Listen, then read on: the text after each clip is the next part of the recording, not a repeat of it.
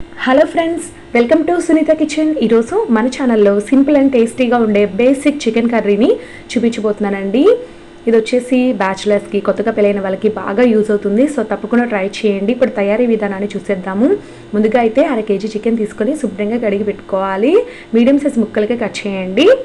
ఇప్పుడైతే ఇందులోకి 1/2 tea spoon వరకు పసుపు వేసుకోవాలి. అలాగే 2 టేబుల్ స్పూన్ల వరకు కారం, 1 టీ స్పూన్ మోతాదులో సాల్ట్, అలాగే అల్లం వెల్లుల్లి పేస్ట్, ఆయిల్ వేసుకోవాలండి. సాల్ట్ ముందు ఎక్కువ వేయకూడదు అనమాట. అలాగే కారం కూడా మీరు ఎక్కువ స్పైసీగా తినేటట్లయితే కొంచెం ఎక్కువ కూడా వేసుకోవచ్చు అనమాట.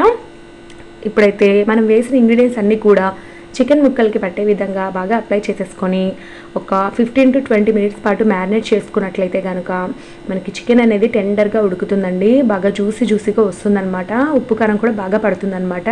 ఒక 15 నుంచి 20 నిమిషాల పాటు పక్కన పెట్టండి. ఆ తర్వాత స్టవ్ మీద ఒక కడాయి పెట్టుకొని ఇందులోకి 2 టేబుల్ స్పూన్ల ఆయిల్ వేసి వేడి చేసుకోవాలండి. ఆయిల్ అనేది వేడెక్కిన తర్వాత ముందుగా 1/2 టీ స్పూన్ వరకు జీలకర్ర వేసి చిటపటలానివ్వాలి. జీలకర్ర ఈ విధంగా వేగిన తర్వాత ఇందులోకి 2 మీడియం సైజు ఉల్లిపాయలని, అలాగే 3 పచ్చిమిర్చిని ఈ విధంగా చీలికలుగా కట్ చేసుకోండి.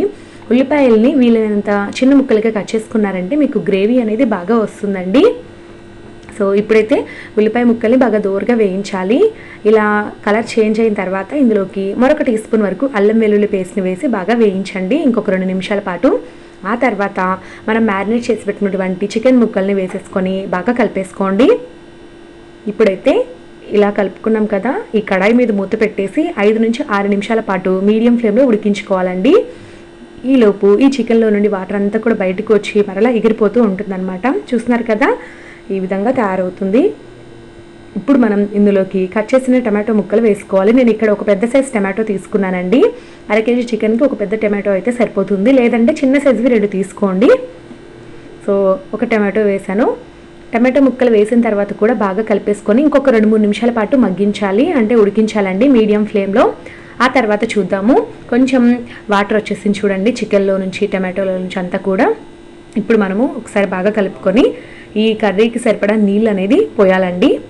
నేనైతే ఇక్కడ 350 ml వరకు వాటర్ అనేది పోస్తున్నాను. మీకు బాగా గ్రేవీ ఎక్కువగా కావాలనుకుంటే వాటర్ ఎక్కువ పోసుకోవచ్చు, లేదు మీడియంగా థిక్గా గ్రేవీ కావాలనుకో కొంచెం నీళ్ళు తక్కువ పోసినా సరిపోతుంది. నీళ్ళు పోసిన తర్వాతే ఇందులోకి సాల్ట్ సరిపోయిందా లేదా అనేది చెక్ చేసుకోండి. మనం ముందుగా 1 టీ స్పూన్ వరకే వేసాం కదండి. ఒకసారి సాల్ట్ చెక్ చేసుకొని సరిపడా సాల్ట్ వేసి మూత పెట్టేసి 10-12 నిమిషాల పాటు ఉడికించాలండి. ఆ తర్వాత ముక్క అనేది 80% వరకు ఉడికిపోయి ఉంటుంది. గ్రేవీ కూడా చాలా వరకు దగ్గర పడింది చూడండి. ఈ టైంలో హోమ్మేడ్ గరం మసాలా పౌడర్ని ఒక 2 టేబుల్ స్పూన్లు వేసుకోవాలన్నమాట. ఇది నేను చాలా వీడియోస్లో చూపించాను.